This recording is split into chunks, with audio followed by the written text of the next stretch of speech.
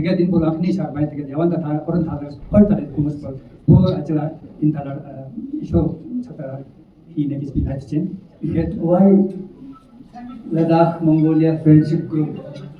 You know, Ladakh and Mongolia, although far apart geographically, we have very close relationships, so to say, in so many fields.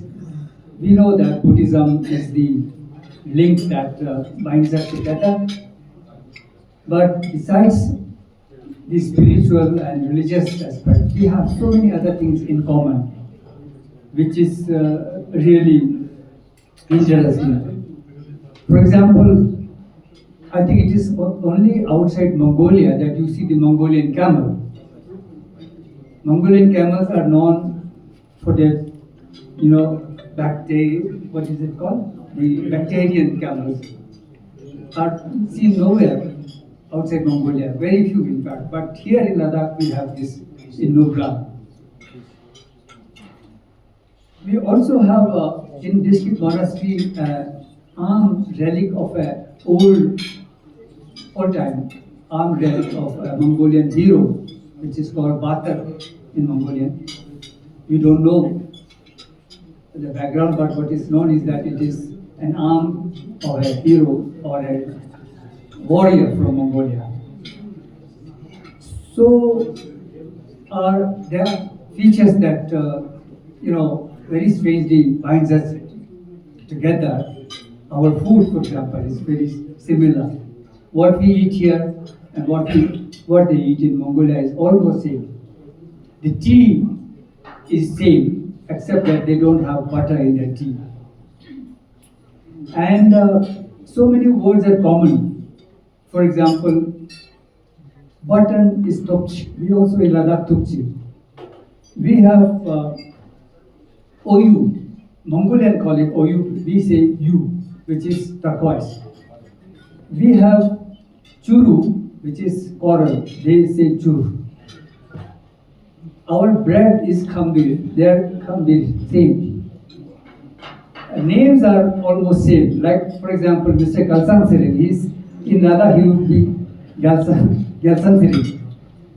So, Sirin, Natmet, all are Buddhist names taken from, of course, the religious texts and so on and so forth. Kurkum, for example, is saffron. We also say kurkum. They also say this. Then what happened in 1921, as we all know, Mongolia was taken over by the communist forces with the intervention of the Soviet forces. And it became a communist state.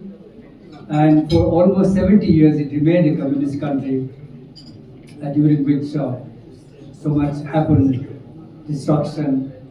There is some progress in terms of infrastructure, railway, heating, for example, the transportation system, railway network, all done during the communist time, which is very good. But there was also serious erosion of religious and cultural identity of the people there. And this remained so for almost 70 years. Now, our connection with Mongolia is very interesting. Besides all these historical and other details that I tried to mention, what transformed this relationship was the visit of Bakula Rinpoche to Mongolia in 1969. He was then a member of parliament, and he was invited there by the Humble Lama of Mongolia. And it was during this visit that they set up this international organization called the Asian Buddhist Conference for Peace, ABCP. This is an office. Today I am the Deputy Secretary General. It's an organization with 15 Asian countries, representing all the countries where we have Buddhist influence. And it is also on the roster of the United Nations ECOSOC. So it has a very important position And it is one of the oldest Buddhist organizations in the world. I think only one organization, which is called the World Federation of Buddhists, is older than ABCP. We have celebrated our 50 years in 2019, and it coincided with the 12th General Assembly of ABCP. So that was the beginning, and ever since Rinpoche has been visiting Mongolia off and on, and built a very strong foundation for relationship. I mean, I can talk a lot about Rinpoche's association with Mongolia, but since we are constrained of time, I would not go into those details. And then came 1990, when Rinpoche was appointed Ambassador of India to Mongolia. The term or tenure of appointment, such appointments is normally 2 to 3 years. But Rinpoche ended up staying there almost 10 years, more than 10 years actually, and on the request of both the governments of India and Mongolia. And it was the time when Mongolia underwent a massive transformation from communism to democracy. Actually, in 1990, when Rinpoche arrived in Ulaanbaatar, Mongolia was still a communist country. And I accompanied Rinpoche, and so we have experienced that difficult and very hard time people used to endure that time. But strangely, and there are some anecdotes or prophecies say that the arrival of Popular Rinpoche will also mean the end of communism in Mongolia. These were the prophecies done by Mongol scholars hundreds of years ago. And it happened. The moment Rinpoche arrived, in 6 months, communism collapsed in Mongolia. And so Rinpoche's tenure, which was 2 years at that time, became 10 years because so much work had to be done. And Rinpoche, despite his age and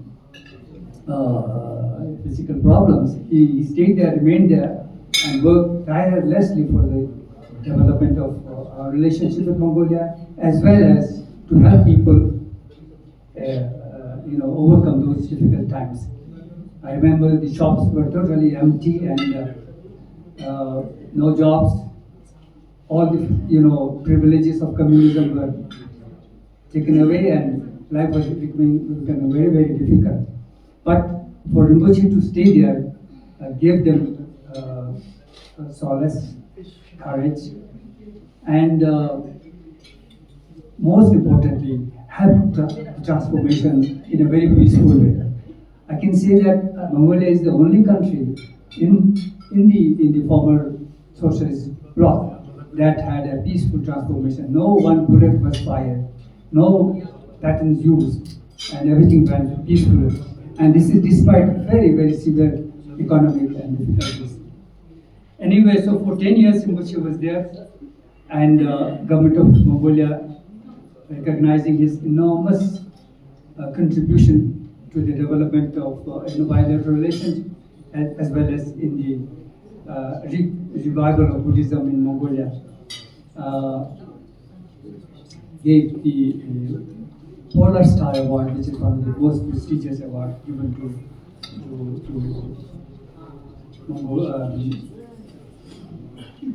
those who have worked with Mongolian government.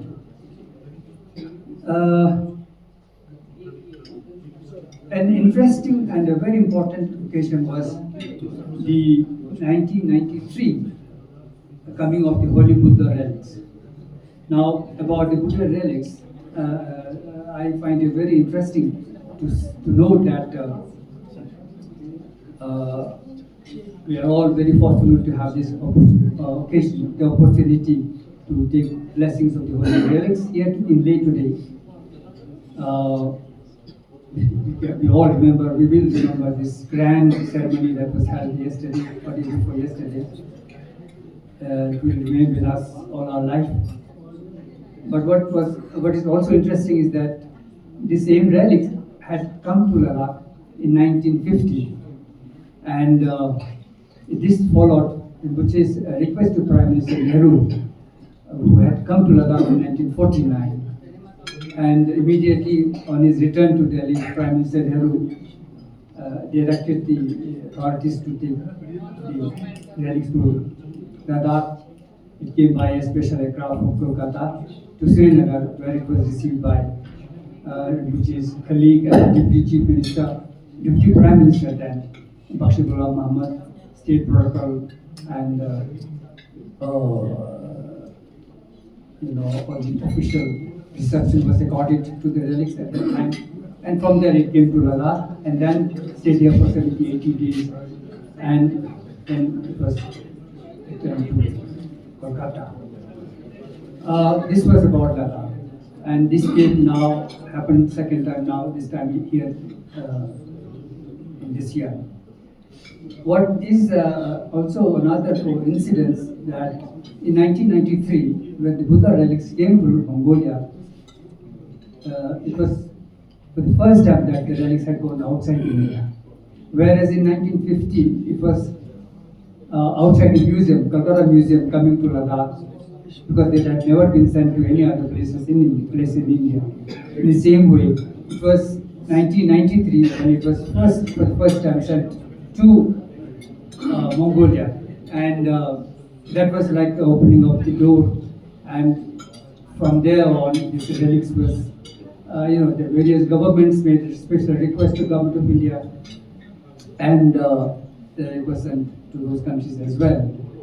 It was very difficult time request when it was first made by the Government of Mongolia. In having worked in the mission, I remember there was a big no from the Ministry of Culture at that time, because the relics were not supposed to be sent outside. There was no direction whatsoever. But then Mr. Rinpoche wrote a very pressing letter to the then Prime Minister, Mr. Narasimha Rao, giving all the details and factors to take into consideration. And it was then decided by the Prime Minister to send it. So that was a very, very important event in the Mongolia's cultural life, because it was happening immediately after 70 years of communism. Like Ladakh had endured very big problem in the 48 and so forth, from poverty, the Pakistani tribal attack, and all those things. The same way Mongolians were suffered, and in both the places, the relics, blessings were evident, and as was seen later in the years that followed. We have. I worked in Mongolia for almost 10 years, working as secretary to the ambassador, and it was during those years that Rinpoche also paid attention to bridging, relationship between Ladakh and Mongolia. He had, through the Indian Council for Cultural Relations, ICCR, arranged a visit of several Ladakhi delegations, cultural delegations, and so forth. And Mongolia, people would joke, they would know Ladakh more than they know Mumbai, because of the presence of Rinpoche and the talks that used to happen in Ladakh, in Mongolia. So as ambassador, Rinpoche also promoted education in Mongolia, like he did in Mongolia, in Ladakh. Hundreds of students were sent the scholarship, which used to be 2-3 before Rinpoche's coming there, became into hundreds, and there was ITech, Technical Cooperation Scholarship, and so forth. And hundreds of monks were sent to India to study, because that was acutely lacking in Mongolia. There was no monks left, actually, and so Rinpoche built this from scratch, so to say. And an important factor in this relationship is the building of Pituk Monastery, which is called Spitukia. The same monastery, a branch of the Pituk Monastery, was built in Mongolia. It's a big one. Mr. Our friends here, some of them have visited Mr. Rexon's Palwal. I can see there are others who have visited. Reverend Baldan is here, Mr. Sampel is here, Mr. Ishituluk is here, my brother is here.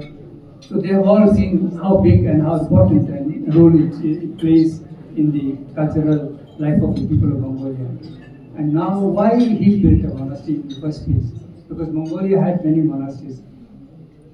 It was necessitated because after touring all over Mongolia and finding very innocent questions about Buddhism, about monkhood, about monastery, we said that it is very difficult to explain each and everyone these answers, and so instead better I built a small monastery here so that people can see, and in that way. Interestingly, the word Petu actually means a model, but it is, he always used to say that I don't want to call it a model as such. It was called Petu because it is the name of his monastery. So this is how Petu monastery was built, and today we have over 50 Buddhist monks studying here. We have monastic school, we have traditional medicine center, we organize events, and monks from Petu monastery here, they are working. And people in general appreciate those contributions to Mongolia. Today, thanks to Popular Rinpoche's efforts, we are also, through the work of ABCP India chapter, of which is Secretary General, we are providing scholarship to Mongolian and Russian students studying in India. Monk students. Of course, the lay students, they get scholarship, government scholarship through CEP under the ICCR program and other programs. But this is a scholarship exclusive for the Buddhist monks, given by us, for which we secure fund from the government of India. And this is also to help the Mongolian monks, in some little way. An interesting turn came last year when Ladakh Autonomous Hill Development Council and the Arhangai province of Mongolia signed the MOU in New Delhi. Actually, if you recall, we had last year the opening of the unveiling ceremony of the Popular Rinpoche statue in Leh on the May 19th, 2025, and everything was ready. The governor of Mongolia was coming along with a big delegation. In fact, 60 people were coming for this event last year, and we were all ready. That included a cultural troupe, many monks. Former president of Mongolia was coming, and so many friends. But then this Operation Sindoor happened, and everything had to be stopped. Anyway,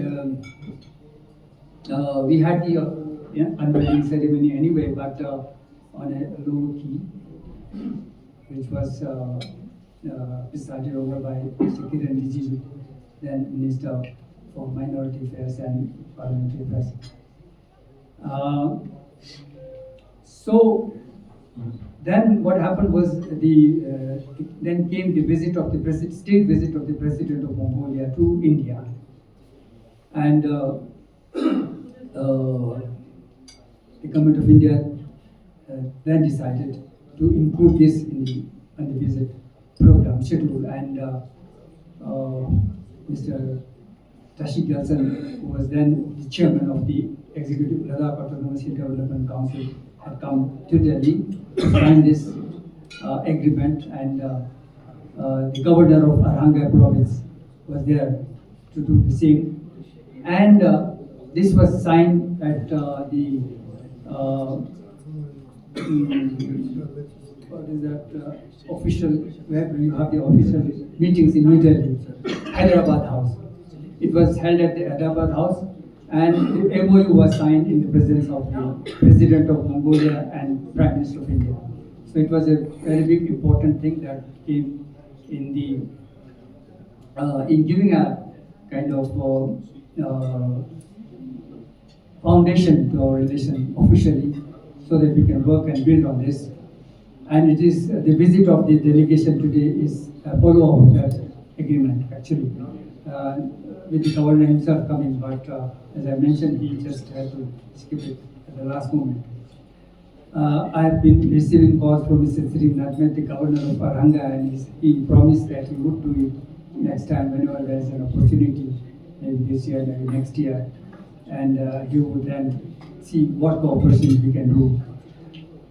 In terms of cooperation, I see there are so many areas we can really work together. Agriculture, of course, is one. Infrastructure development, I find lots of scope. We can learn from them how, Mongolia is a country where in winter the temperature goes down to -50, but still they have all the facilities, heating system, hot water, cold water, public transportation, everything functions normally under that severe condition. We can really learn a lot on those issues. Sports is another area I thought we can concentrate. Tourism, of course, is very, very important.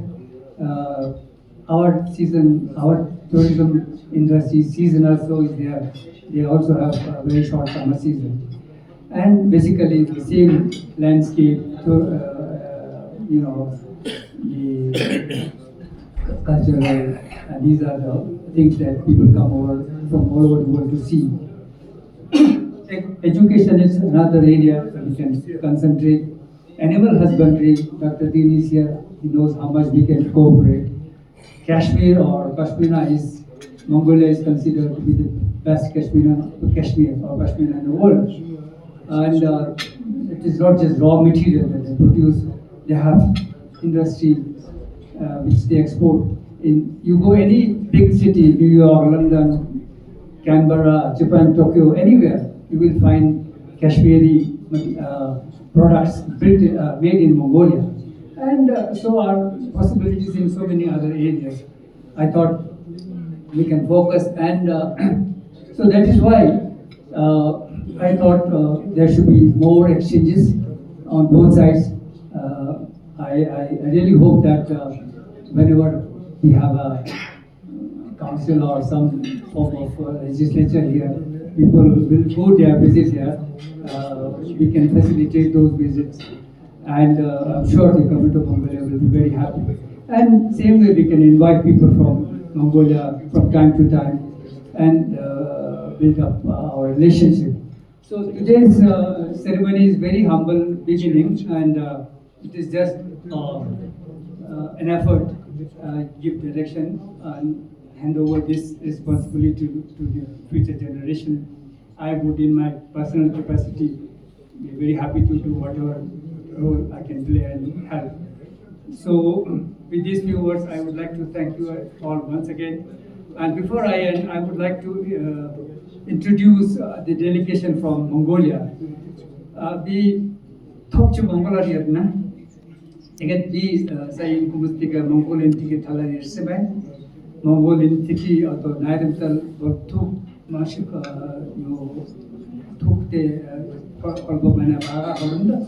To get Teregi, Bakshe, Ichimakshe, or to eating one as Hoyman Gurton, with Aticha with Mashik Saka shows appreciation. To get Tinidara Saihamane, anything Mongoli, Halisan Tala, you Mongoli, Dukilich, Mana, Dictate Chara with, to get Kereosik, Mane Talas, Mr. Tashi Gelson, and Hajo Sochara home, to get Ulam, you Mongolas. Srinath Madgoy, Iret, Ter Yun the Garasis or Otto Tenida Wotana in the Charaki, and Sochuen, to get in Bulakni Sharbai, to get Yavanda Tar, Orantalas, Hortalet, Humus, Poor Achila, Intalar, Isho, Sata, he nekis be night chain, you get Tana, Mongolis, Humusiki, in the Tani. Tan of Yamar Bison, Ladakh, Tars, no Tars, Sangar, Yamachik, Tars, Tan, Chakala, he is, and mine. You can be Tani in Kumus, Tani, so Barbana.